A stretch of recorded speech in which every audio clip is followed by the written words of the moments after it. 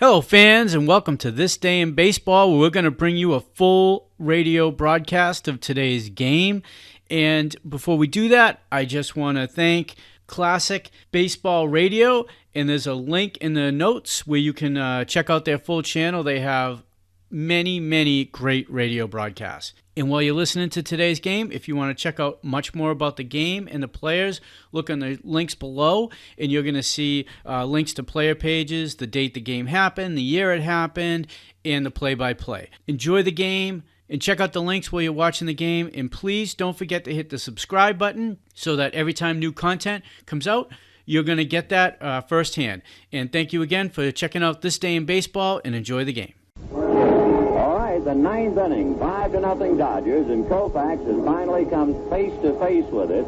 The first pinch hitter will be Gene Woodling, a former New York Yankee. So Woodling will bat for Davio. Then Ashburn and Keneal. The Dodgers make a defensive change. Ron Fairley goes into right field. Tim Harkness takes over at first base, and Frank Howard comes out. Here's the announcement on Woodling. Ready for Davio, number 11, Gene Woodling. So Woodling, a left-hand hitter, coming up to bat for Davio. Stengel, not playing percentages of a right-hand batter, instead goes to Woodling, the veteran. So ninth inning. Koufax goes to the rosin bag and gives it a squeeze, and here we go. Sandy pulls to the peak of his cap, bends at the waist to read his signs, and goes to work. Into his windup, the pitch to Woodling. Curve ball for a strike. 5 runs, 11 hits, no errors for the Dodgers. No runs, no hits, no errors for the Mets in the ninth. Woodling waiting, 0-1. Koufax into his windup and delivers. Curveball high, 1-1. You'll hear a roar on every strike and a groan on every ball. Richie Ashburn on deck. Koufax checking. Taking a long look. Now into his windup. The 1-1 pitch. Fastball low, ball 2, 2-1. At this stage of the ball game, Koufax has made 124 pitches. 124. With the count 2-1 on pinch hitter Woodling, opening up the ninth. Sandy is ready into his windup, and the 2-1 pitch. Curve very high, ball 3. Koufax has walked 4 men tonight. He walked Ashburn, Thomas, Mantilla, and Chacon. 3-1 to Woodling. He went 3-2 on all 4 hitters in the 8th inning. 3-1 pitch, fastball low, ball 4, and Woodling is aboard on a walk. And that'll bring up Richie Ashburn, the first time this year that Koufax has walked 5 men in a ball game. All right, Richie Ashburn, left-hand hitter and a spray hitter. Perhaps in this kind of a situation, the toughest batter the Mets have. He's tough to defend. The outfield plays him to left field. And Gilliam in on the grass at third. Harkness not holding the bag on Woodling. Tim is directly back of the runner. Ashburn keeps looking over towards the Mets dugout. Apparently, Casey Stengel hollered something up to the plate. Now Richie gets in. And I think we'll have a runner for Woodling. I think that's what it's all about. Time called by Ashburn, but it's going to cost the strike anyway. Richie asked for time, and Steiner said no. Stay in there, and the curveball was a strike. Joe Christopher will run for Gene Woodling. Joe Christopher running for Woodling. So Ashburn asked for time and got it, then asked for time the second time and didn't get it. And the pitch is a strike, 0-1. So Joe Christopher running for Woodling. Solly Hemus growling as he comes out of the third base coaching box, but Steiner jaws right back at him. And Ashburn waiting at the plate. No balls, 1 strike. On deck, Rod Keneal. Harkness directly back of Christopher. Koufax leaning on his right knee to get his sign. Now he straightens up. The strike one pitch. Fastball high and inside. 1-1.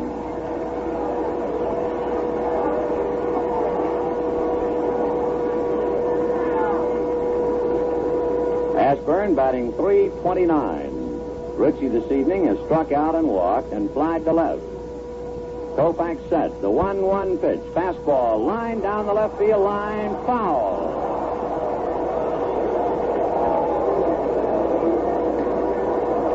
So Ashburn slices one foul down in the left field corner. It rattles off the railing and is finally retrieved by Willie Davis. 1-2 the count to Richie Ashburn. Ninth inning, 5-0 Dodgers. Rod Keneal and Felix Mantilla to follow. Koufax checking his signs and Ashburn waiting. Gilliam is now back to a normal depth at third. Here's the 1-2 pitch. A sidearm fastball fouled away off to the right. Koufax, again, not really sidearming, but leaning towards first base before delivering. 1-2. Ashburn stands up there at the plate waiting. Koufax straddling the rubber. Christopher a short lead at first, with Harkness directly back of him. Now Ritchie up at the plate. Crowd very quiet. Now Koufax on the rubber. The 1-2 pitch to Ashburn. Fastball, a ground ball to Wills. He goes to Burright. They get one. To Harkness, not in time.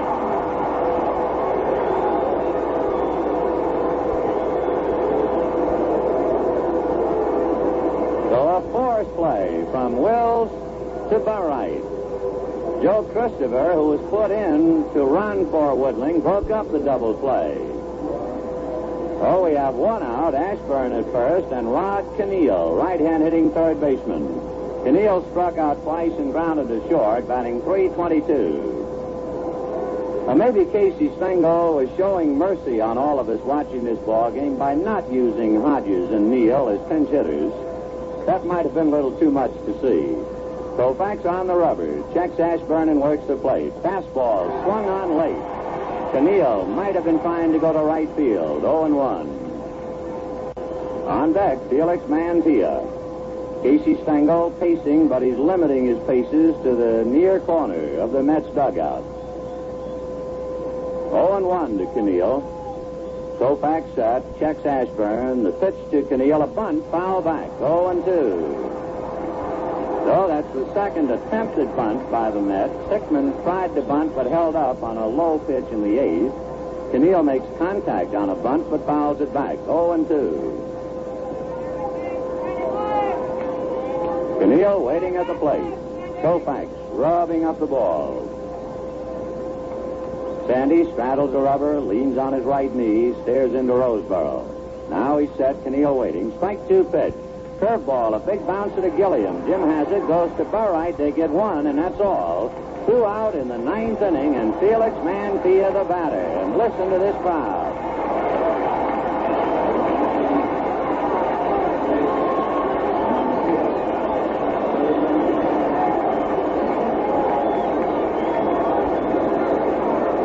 So the entire ball game, Koufax perhaps his biggest night, maybe even more important to him than his 18 strikeouts against the Giants.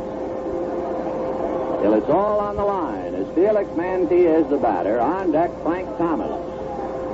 Rod Keneal at first, 2 out in the ninth, 5-0 Dodgers. And Koufax trying to do it. Sandy is set and delivers. Curveball high, ball one. I would imagine plate umpire Mel Steiner feels the tension and the responsibility. Koufax checking. Mantilla waiting. Sandy on the rubber and straightens up. The 1-0 pitch. Fastball low. Ball two. The big gun for the New York Mets is on deck. Frank Thomas.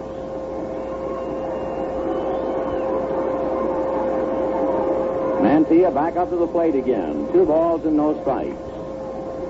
Felix, slender, right-hand batter. Koufax ready and delivers. Fastball swung on and fouled away. 2-1. Mantilla this evening struck out looking in the first inning. grounded into a double play in the fourth, and walked in the seventh. Roseboro, whatever Mantilla said, Johnny just shakes his head, now puts on his mask. They're all well aware of what's at stake at the moment. 2-1 to Mantilla. Koufax set. And the pitch. Fastball, a big bouncer down to Wills. He has it, goes to Burright, no-hitter.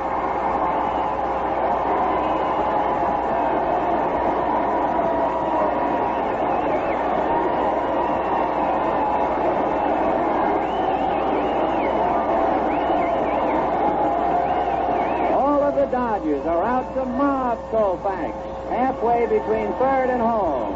Fairly with his arms around Sandy, pushing him towards the dugout. Other Dodgers leaping over the knot of players to just touch him.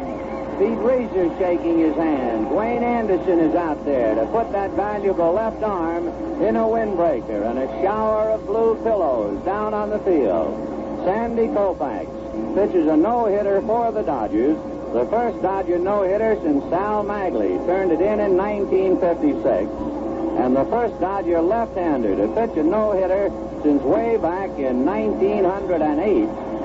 And he is now walking towards home plate, and the crowd giving him a standing ovation. Koufax with his windbreaker on, a sheepish grin on his face. And first of all, he will go on television back to New York. As we mentioned, the ball game being telecast to New York, and perhaps Sandy's mother and dad back there stayed with the ball game to watch their son pitch his first no-hitter of a great career. The total for the Dodgers, 5 runs, 11 hits, and no errors. For the Mets, no runs, no hits, and no errors. The paid attendance, 29,797 on the 30th of June, 1962. It is certainly a night that will be memorable to Koufax, certainly a night that all of us will remember. There were only 2 balls that were hit sharply enough. One would have been a base hit. That was the drive that Thomas hit in the second inning, deep to the hole at short. Wills backhanded the ball and threw him out on a bang-bang play at first. And later in the ball game, in the 6th inning, with the count no balls and 2 strikes on Richie Ashburn, Ashburn slashed a line drive to left, but Tommy Davis was positioned correctly and caught it for the out. Outside of that, there were no near base hits for the Mets. The only difference for Koufax tonight, he was wild. He went 3-2 on at least 9 batters, and he did walk 5 for the first time this year. So Sandy Koufax joins a list of famous names, Dodgers who have pitched no-hitters. They go like this. Way back, let's start at the turn of the century. Mal Eason and Harry McIntyre in 1906. Knapp Rucker in 1908. Dazzy Vance, 1925. Tex Carlton, 1940. Ed Head, 1946. Rex Barney, 1948. Carl Erskine, 1952. Carl Erskine, 1956. And Sal Magley, 1956. And to that great list, add the name Sandy Koufax, who gets another ovation as he goes jumping down into the Dodger dugout.